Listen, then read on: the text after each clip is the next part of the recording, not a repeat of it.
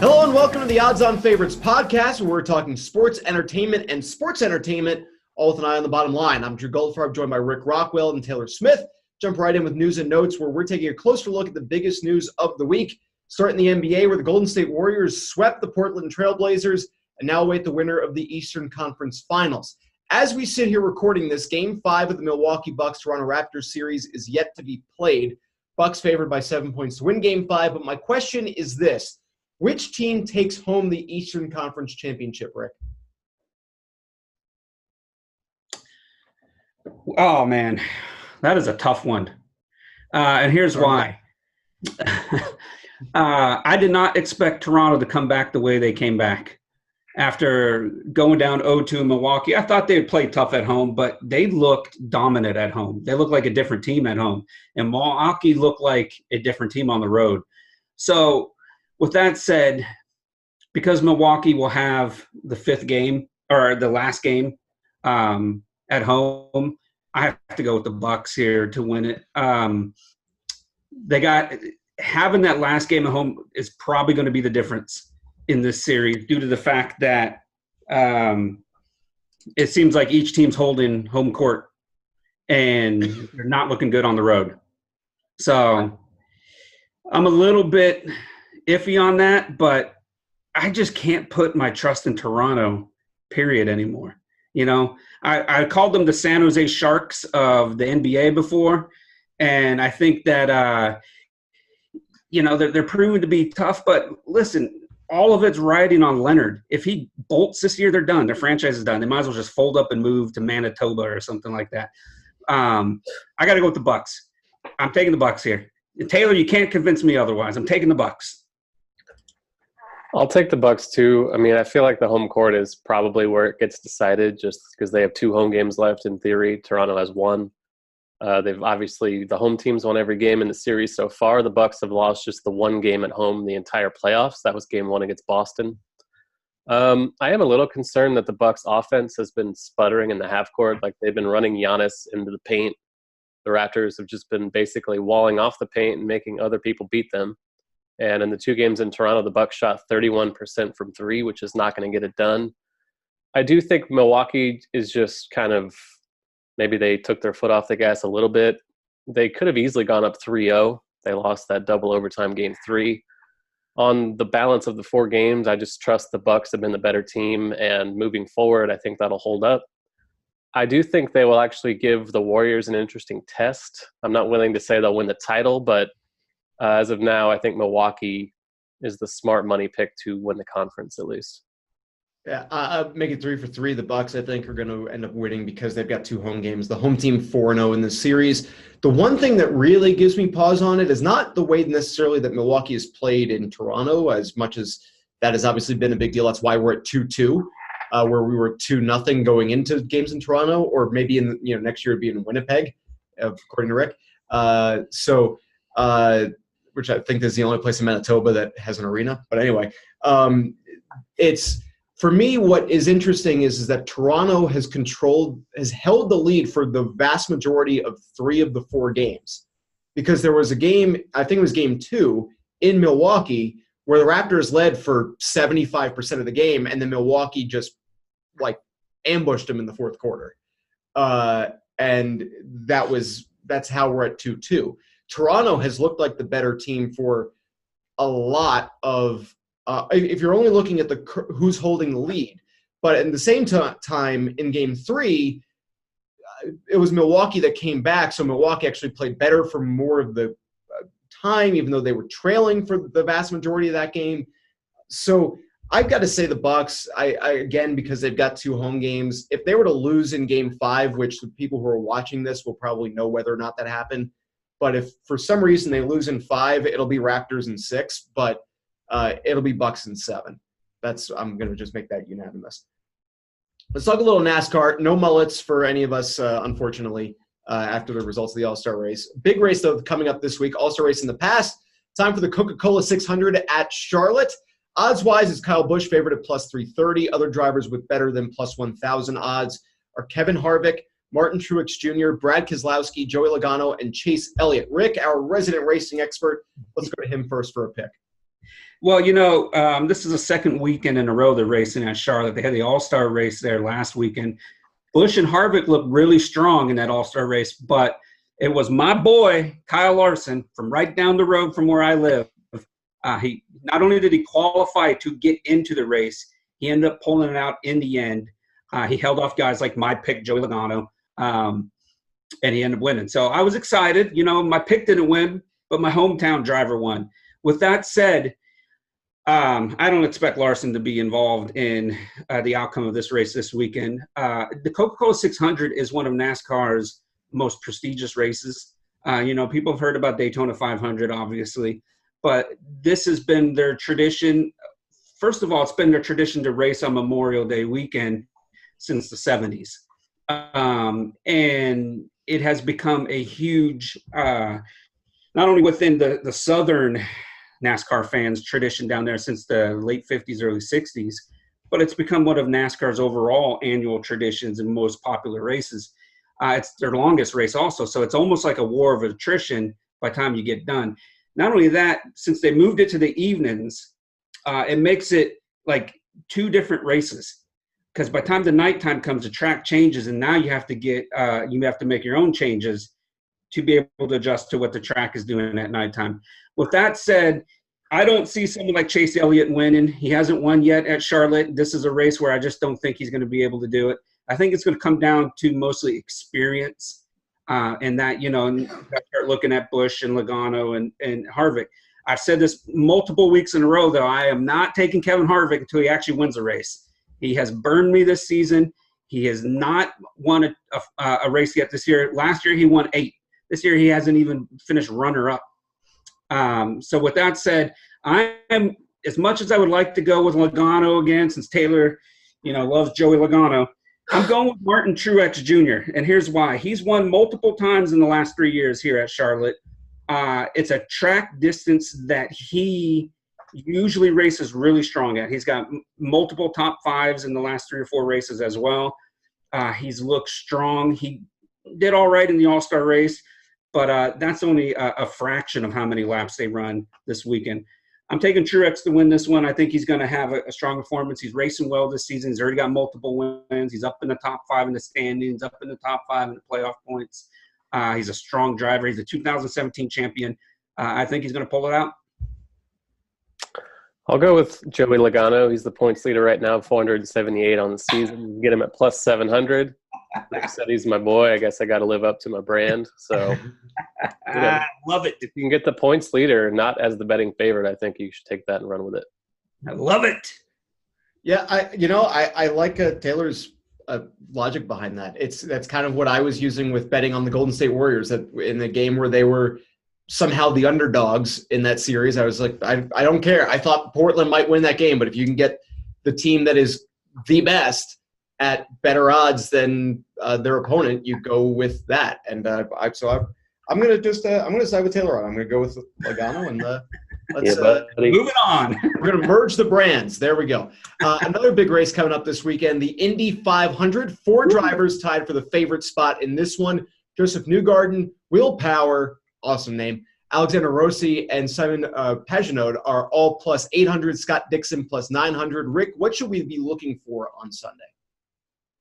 Well, first of all, we have to, keep an eye on the weather, because they said, last I checked for weather reports were there's an 80% chance it was going to rain on Sunday. Mm-hmm. So that means one of 2 things could happen. It can be a shortened race, or the race can be rescheduled, postponed, whatever they decide to do, delay, depending on how much the rain it is. But from the reports, it looked like it was going to be a lengthy amount of rainstorms on Sunday. So if that's the case, if they still are able to run it and they're worried about rain, then that means it'll be a shortened race, which I believe you have to complete at least 101 laps, I think it is, to have it qualify as an official race.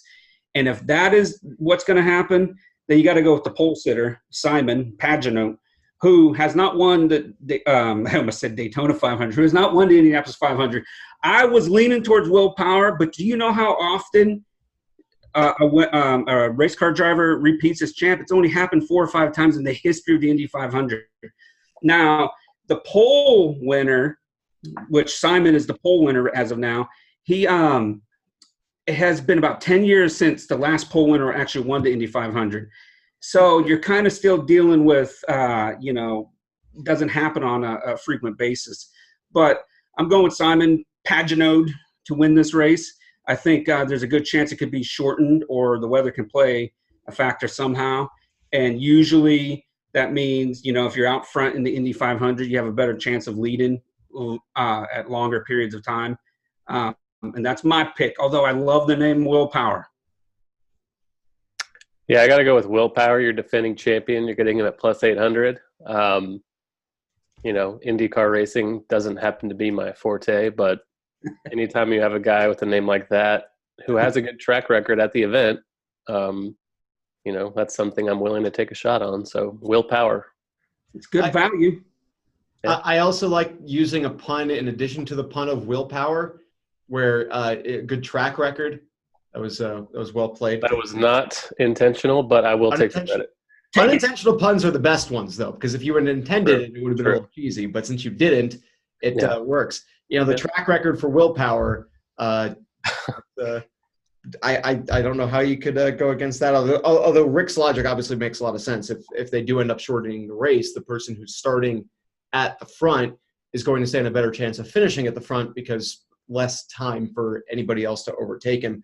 The interesting thing for me that stands out is McLaren's not racing. They were trying to get back into it, and no McLaren driver qualified, which is just interesting. I was reading about how one of their drivers that they'd considered trying to buy a spot, and he didn't want to be bought in because he didn't want to take someone who had qualified out. It would not have been purchasing a spot and to start at the back. It would have been finding a driver that basically could have used the cash essentially and bribing him out of his way, but didn't want to do that. So McLaren not showing up after trying to get back into the Indy 500. That's an interesting thing to me. Another huge event that begins this weekend is the French Open. As we're recording this, the draw has not yet been done, so we can't fully know how the bracket shapes up. But Taylor, who do you like for this tournament? And I'll let you pick men's or women's side.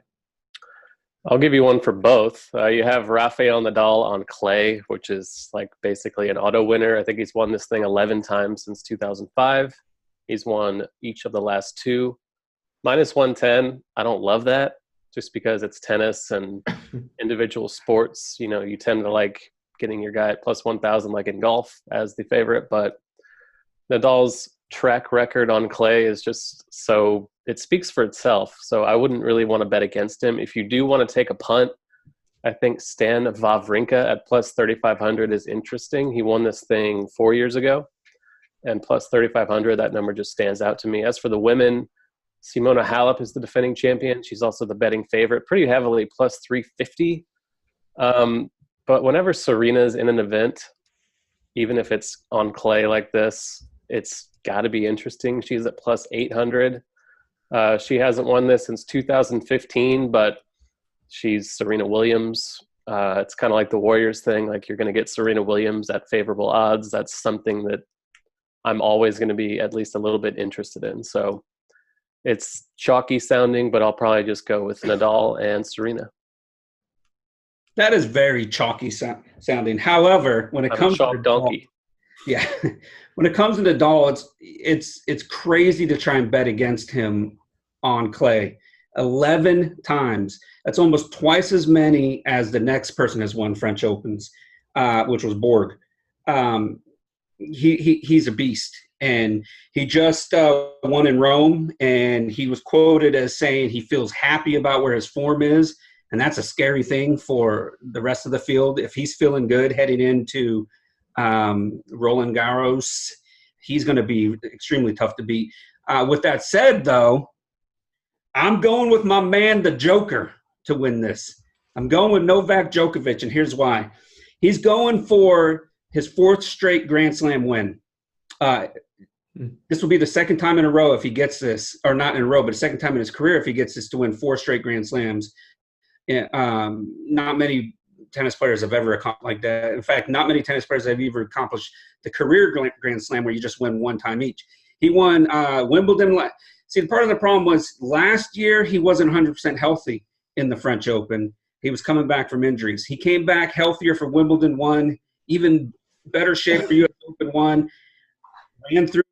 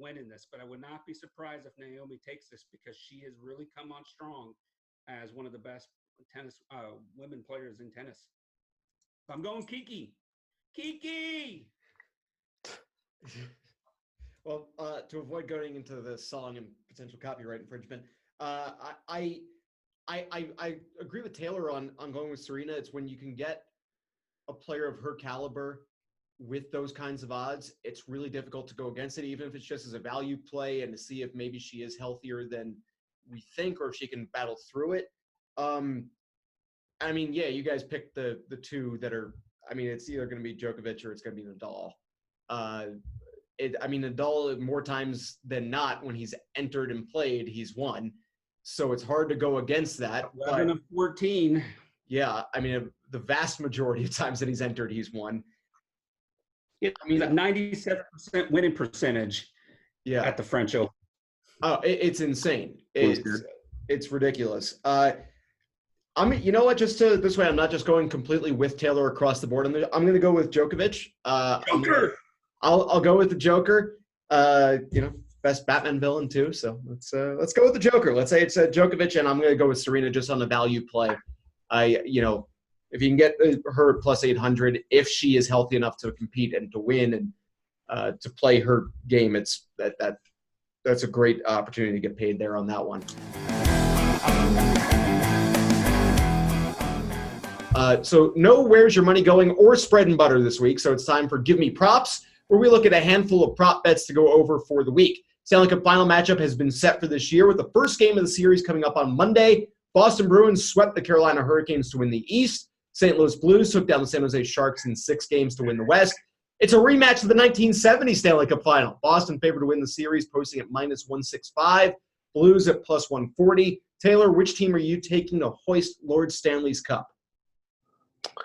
So this is like the nightmare matchup. I hate all Boston teams, so Boston being in it is problematic. They win the title in every sport, it seems, and here they are again on the verge, except basketball, ironically enough. But St. Louis has had the tougher road so far, but they're the underdog, +140. You can't get a drink in St. Louis because they have no cups. So as much as it sucks, I think I'm going to pick the Bruins at -165. I've been rolling with the Bruins pretty much all playoffs. I just like the ingredients of that team, the makeup of their physical play, their defense, their goaltending, just all of it. And I think St. Louis is going to match up well with them because they have similar traits as well. Problem is, this is the first time St. Louis has been to the Stanley Cup in decades. Boston's been there more recently. Boston seems to be a little bit more experienced in the postseason right now with the players on their team. Listen, I hate the Patriots. There's not many teams in Massachusetts or even near that region that I actually like. I do like the Celtics, but that's a throwback to Bird and them. So with that said, it pains me to pick the Bruins to win the Stanley Cup, considering I'm a Buffalo Sabres fan. But I got to go with the Bruins. I just like what they've done all postseason. I've been telling you, Drew, you wouldn't listen to me at all, round after round after round. Take Boston, take Boston. Maybe now you'll finally listen to me and Taylor and take Boston. Nope. So here's the thing for me. Like you guys were saying, they've played very similarly. Rask has been the best goalie statistically in the NHL playoffs. Binnington has been exactly what St. Louis has needed since January when they went from being the worst team in the NHL to now the Western Conference champions. Defensively, St. Louis actually allows fewer shots on goal, so they protect Binnington better. And offensively, they've performed very well on both sides. The difference for me is what happened in the last round, and that's Vladimir Tarasenko.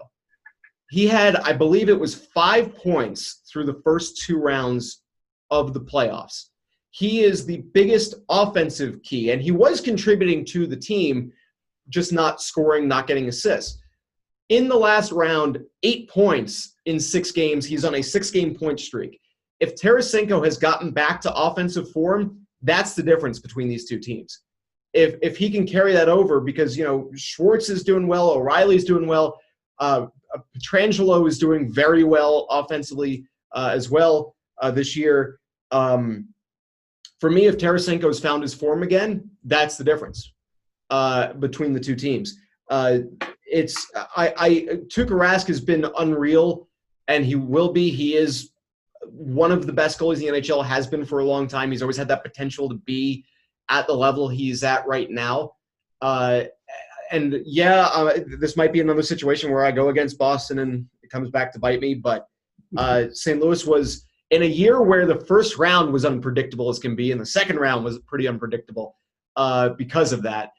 St. Louis was a team that I had actually picked to win the West before the playoffs started, at least in my NHL bracket challenge. That was like the only team that survived. I'm going to stick with them. They're the team that, like, every year they're like the bridesmaid, never a bride, but they're the underdogs on it. I'm going to take them. I'm going to say that Tarasenko is the difference maker. If Tarasenko gets shut down like he did in the first 2 rounds, it's all Boston. Boston could win it in 5. But as long as Tarasenko actually found his form again in that last round of the conference finals, it'll be Blues in 7. So let's stick with the Stanley Cup final for another prop bet and discuss the potential length of the series. 5 potential payouts for correctly predicting the length of the series. Game 4 is plus 800. Game 5 plus 275. Game 6 plus 200. Game 7 plus 190. And if you'd rather just say that the series will end before Game 7, that field bet pays at minus 230. So, Rick, which of these wagers are you taking? The field bet at before Game 7, even though the minus 230 isn't great value, it makes the most sense. I don't see this series going 7 games. I honestly think before you even told me those odds that it would go 6 games, Boston would win in 6. But, I'm going to go with the other one, the field, and take, less than 7 games. I just think that one's the safest play, the smart play. And in a postseason of so much chaos and unpredictability, why not go with a play that's a little bit more safe, a little bit more smart, and, make sure you get some winnings coming back towards your bank account? Yeah, so Boston's really good at home, 29-9-3 during the regular season, but St. Louis is also good away from home, 21-13-7. I picked Boston. I feel like they would have to win it at home. I don't know if St. Louis is that vulnerable at the Enterprise Center, but I kind of like Game 7 at plus 190. It's just unpredictable, like Rick was saying, throughout the entirety of the playoffs. We don't know what's going to happen. For all we know, St. Louis will win this in 4, but I would just side with the safest odds, and that is plus 190 for Game 7. So Game 7, Stanley Cup Finals, why not? Every team that has won a series via sweep so far this postseason in the NHL has lost the next series they've played in. So that's Columbus over Tampa, losing to Boston. That is the Islanders sweeping the Penguins and then losing to Carolina. That's Carolina sweeping the Islanders and losing to Boston, who has now swept Carolina. So, but I'm basically torn between 6 and 7 because I could see a team winning at home. I think Game 7 kind of provides like that best chance if it's going to be a longer series. Minus 230, it's hockey. This isn't the NBA. I don't know how safe it is to say that it's going to be a quick series. Minus 230, if that was even money, I'd take that. But I know that it's a field bet, so you're getting all but one option, so therefore, but it's hockey. It's more likely, I think, to go 6 or 7 games than it is to go 4 or 5 by a long shot. So I would probably also wager on the Game 7 one, but that's kind of me because I don't see Boston closing it out in St. Louis. So it's either going to be Boston in 5, St. Louis in 6 or 7, or Boston in 7. So 7 is the overlap for me. So that's where I would go on that one. Let's go back to the French Open now. There are 3 prop bets that caught my eye here, all involving Nick Kyrgios and his temper. The first is, will he be penalized for racket abuse? That one comes in at minus 115 on both sides. Next is, will he hurl a chair across the court? Plus 1,400 payout if he does, minus 4,000 if he doesn't. And finally, will he be disqualified? That pays at plus 1,200 for yes, minus 3,300 for no. All of these just happened in the most recent tournament, by the way, if you're curious as to why these are so specific. Rick, pick your favorite and give me a bet. First of all, that was a weak chair toss, by the way, by good old Nick at Rome. He just kind of went, whoop, and the chair went across the court. It wasn't even like a Bobby Knight tirade or anything like that. So with that said, I don't see that happening at the French Open because he lost a lot of money at Rome being disqualified and being fined and all that stuff. More than likely, it's going to be he abuses a racket. He's been fined or penalized in multiple other Grand Slams dating back to 2014 for one of 2 things, either abusing a racket or verbally abusing an official with vulgarities. I think either of those 2 are going to happen at some point at the French Open because I don't see him being someone that's going to have a lot of success, even though he's a plus 10,000 odds if you want to take him to win the French Open. Other than that, he's abusing a racket, and it will be – he has to be careful, though, because the director for the French Open already came out and basically warned him. And so that's why I think it's going to have to be something like just the racket and no vulgarities or no throwing a chair or anything like that. So that's what I'm taking. I like the term racket abuse because it kind of makes the racket seem like a living thing that he's actively harming. But it's kind of interesting that that's at minus 115. That's kind of shocking to me. Value. Yeah. I would still kind of be inclined to just shoot for the moon here and say, yes, he'll get disqualified at plus 1,200. If he's losing and it's the writing on the wall and everything, and he may as well just, call it a day. Like if he's going against Nadal and he sees that he's got no chance or something, he may as well just do something wild to get disqualified, cuss out the umpire, throw a chair across the court, Bob Knight style. So if I'm going to bet on it, I would just shoot for the long shot, and that's either throwing the chair plus 1,400 or just getting DQ'd plus 1,200. The racket abuse is interesting, but I would just take the plus odds. I do agree on of the 2 that are the big plus odds. The disqualified, I think, is much more likely just because the chair is very specific. Yeah. And there are any number of things you could do to get DQ'd. So I don't know that throwing a chair again, I don't know if, he would repeat his greatest hits at this point. So a small bet on that would be fine. I think that the yes on the racket abuse one is a safer play. But yeah, if you want to throw a small bet just for the upside and watch with the excitement, fingers crossed that, he ends up losing in the first or second round and gets DQ'd rather than just finishing up the match, then yeah, I'd say go for it. So you want to throw $10 at that for possible 120 win?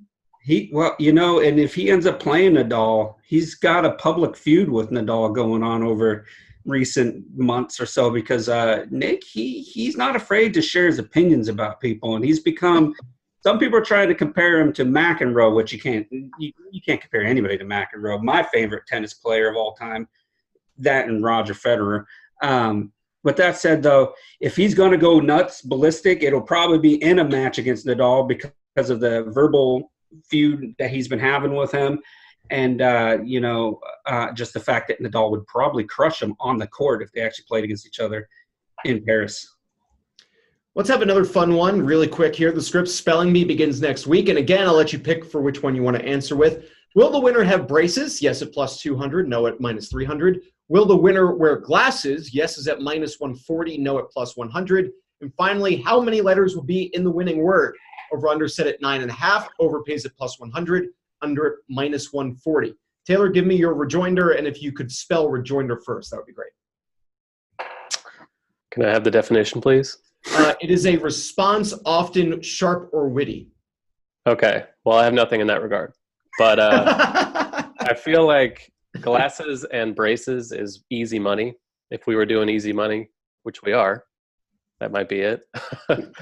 I'll take the over on 9.5, though, for the number of letters in the winning word. I'm looking at some of the old winning words. Promiscuous was one. That seems like a layup back in 1937. Whoever got that, congratulations. Crustaceology, the study of crustaceans, another previous winner. A lot of these are pretty long words. I feel like that's kind of the whole point. They're pretty unlikely to get a 4-letter word as their winning word. So I would just take the over. It pays out a plus 100. I think that's decent value since this bet's a total crapshoot in the first place. That's a 9-letter word. There you go. I have yet to finish my betting preview for this prestigious national competition.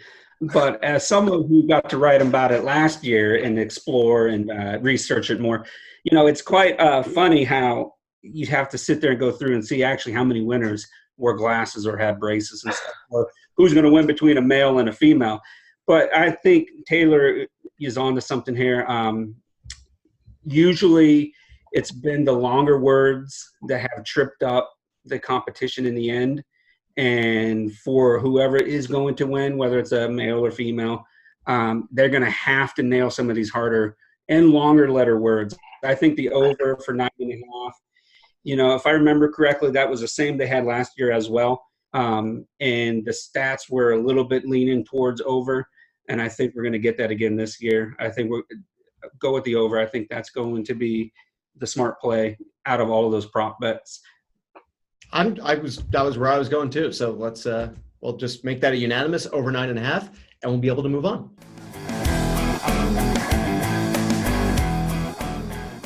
Everyone loves some easy money. So Taylor, what's your easy money lock of the week this week? I mentioned it earlier, but the spelling bee winner wearing glasses, yes, at minus 140 just seems like a lock to me. Braces at plus 200 is interesting for the value, but easy money, glasses, spelling bee winner, it's all perfect. So that's my pick. Okay. Rick, what's your easy money pick of the week this week? I wish I had glasses on. Well, here we go. Listen, this is probably the easiest bet out of anything we could have seen in the last couple of days. There's a prop bet from Bet Online asking whether it's going to be Nadal and Nadal and Djokovic winning the French Open or the field. So you basically get to pick the field or you pick Djokovic and Nadal. As we discussed already, it's easy coming down to Nadal or Djokovic. The odds are right around minus 250, which obviously isn't a great return on investment, but it's easy money. I mean, come on now. It can't get any easier than that.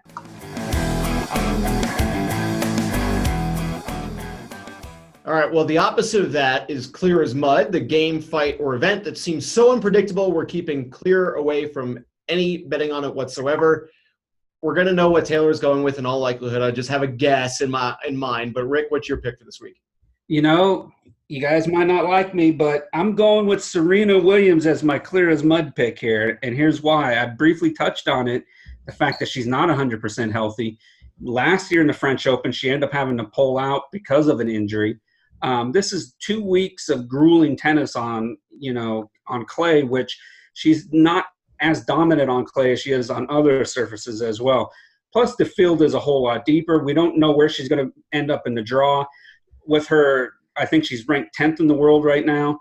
With that said, she's not going to get a favorable draw. She's going to end up being on one side that has tough competition to even get to the quarterfinals or the semifinals. I just don't see it happening this year, and I would stay away from her at all costs. Taylor, what do you got? If you want another easy money pick, I think Nadal to win the French Open is pretty easy money. But clear as mud, obviously the NHL Stanley Cup Finals is something I can't get a read on. I've gotten nothing out of the playoffs really right the whole time, except for Dallas, I think, beating Nashville. But Game 7, I guess, for the NBA or the Eastern Conference Finals, I imagine the Bucks will be pretty heavy favorites. We don't know if that game's even happening yet, but the Bucks have been pretty heavily favored in each of their first 3 home games of this series. It's been something I'm not super comfortable with the whole time. They won each of the first 2 games at home by at least 7 points, so I get why they're doing that, but just the way the series has gone to this point, I'm not really crazy about betting on the Bucks to cover a spread that big. I think the teams are evenly matched, so in a potential Game 7, I'm not going to be betting on the Bucks to cover a potentially large spread. So we have a definite and a hypothetical. So that's good. We're touching all bases on that one. So speaking of hockey, it is that time of the podcast where I undo all of the positive work done by cough drops and medicine this week. And that is because it is time for Show Me the Money! Lines, where we look ahead to this weekend's games and events and their current money lines. Let's go to the NHL for Game 1 of the Stanley Cup Final. Bruins favored at home, posting up -157. Blues at +142. And since Taylor just made it, his clear as mud pick. Taylor, who are you taking on the spot money line for Game 1? I mentioned earlier the Bruins at home are really good. Obviously, they're the home team for Game 1. I picked them to win the series. It's not as indicative of future success to win Game 1 in hockey as it is in the NBA, for example, but I'm just going to ride with Boston as much as I hate it. Bruins at -157 would be the pick. You know what? I think it's clear I'm going with Boston as well. Even though they've had, they're coming off a little bit of a rest period there, waiting to play this series. Great goaltending, solid defense, playing at home where they've had a lot of success in the postseason and the regular season. It's hard to argue against it. I'm taking Boston to set the tone for the series by winning Game 1 in a physical contest. I'm going to make that unanimous. I do think Boston will win at home to open it. St. Louis has to win once in Boston at least to be able to win the series. I don't know if that would be for me picking Game 5, Game 7, but since I'm picking the Blues to win the series, but I think Game 1 goes to Boston. Game 2 will be interesting, but I'd have to see how Game 1 plays out before being able to figure out if I think that would be the game where St. Louis were to break the home ice advantage for it. We're at the time of the podcast for what is either my favorite segment or my least favorite segment. That is what we just call Whoops. This is our chance to come clean about something we projected, predicted, or pushed that we were really, really wrong about, and to explain ourselves. I'll go first to get us going, and I'm first confirming last week's conditional whoops. I had picked the Hurricanes to beat the Bruins. That was obviously a sweep. So that confirming the whoops that I had started last week that I made conditional, that was confirmed shortly after we recorded it. So that is officially a whoops. And I'll just go to the Raptors and Bucks. I have been pretty decent picking for the NBA this postseason, but that game I was way off on. The Bucks were favored to win Game 4 on the money line, only by like 2.5. But I'd picked Milwaukee on the spread, or they were favored by 2.5 on the spread. I'd picked them as a spread pick, and not only did they not cover, they lost. So the Raptors won that game pretty handily. So game 4 for the Raptors and Bucks would be my whoops for this week, in addition to just confirming last week's conditional one. Rick, what do you got? What is your whoops of the week this week? I didn't have many whoops, so it was hard for me to find one to share with everybody. But with that said, I got to go to that bum Kevin Lee in the UFC. I thought he was going to do better than he did. I thought he was going to have more success moving up in weight. Younger, more athletic fighter going up against an older fighter who seems to be slowing down, who hasn't looked as great in an upper weight class. And no, he ran out of gas and got choked out or tapped out. It was ridiculous. So my whoops is Kevin Lee, as I was riding him pretty hard to win over RDA at UFC Rochester. I was going to point out that we both had whoopses from the payoff last week with the Money in the Bank match picks, but who could have seen Brock Lesnar coming back? That's just exactly. That's not really a whoop so much as what were they thinking? Taylor, time for you to come clean. What do you got? Game of Thrones series finale. I said Daenerys would not be the first character to die at minus 1,000. I thought that was a trap. I liked Drogon at plus 800 and Grey Worm at plus 300, but Daenerys wound up getting stabbed by Jon Snow. First major character to die. Technically not the first overall character to die, but that's a whoops. I was, however, right about Bran winning the Iron Throne at minus 500, so I will happily take that very obvious bet and put it in the win column. But yeah, my whoops will be Daenerys dying first, minus 1,000. I got that right.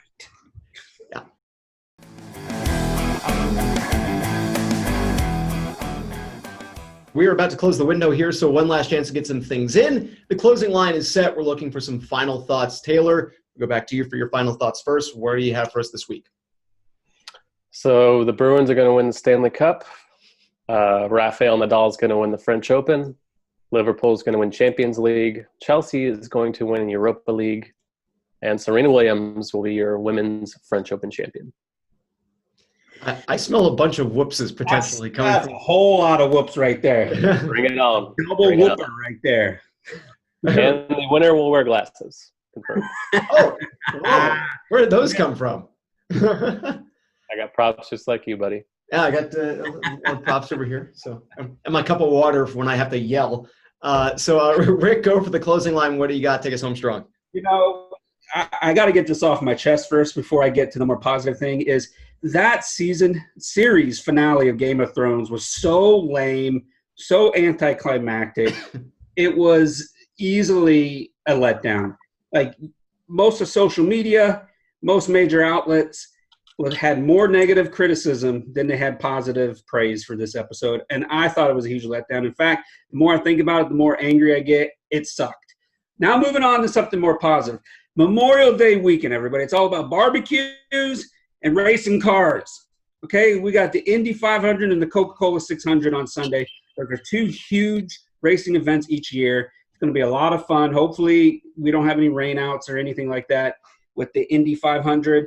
Hopefully, you guys entertain friends and family for these big races. You have some barbecues, get some hot dogs, hamburgers in you, maybe potato salad if that's something you like. Not for me. Give me some watermelon. With that said, I hope you guys all have a great holiday weekend and watch a lot of race car driving. I'm going to go with a wrestling thing. Just I don't always do a closing line, but I do want to do this just because we are in a big weekend and a monumental one perhaps for the world of sports entertainment and professional wrestling. All Elite Wrestling, their first event, their first pay-per-view, Double or Nothing, unless you want to count last year's All In. That was not with the company banner.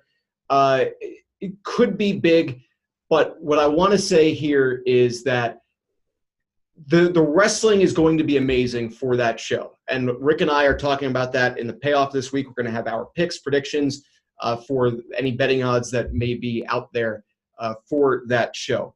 The biggest thing is going to be storytelling. So before everybody celebrates that wrestling's back, there's a true competitor. We need to wait till they're on TNT later this year. We need to wait till they're doing it every week to see if their storytelling is good enough to pressure WWE to create that true competition. I'm very much looking forward to it. I'm excited for a lot of the matches on there. The wrestling is going to be amazing. There's a lot to enjoy this weekend, whether it's watching wrestling, watching racing, watching the start of the French Open later this weekend, watching baseball because it's Memorial Day, hot dogs, baseball, America's pastime. Enjoy the weekend, enjoy the wrestling, enjoy the racing, enjoy everything. And remember why that Monday is a day off if you live in the U.S. It is Memorial Day, after all.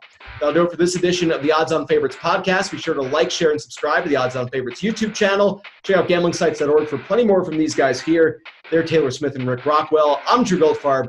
We'll see you next time. Enjoy your Memorial Day weekend. There we go.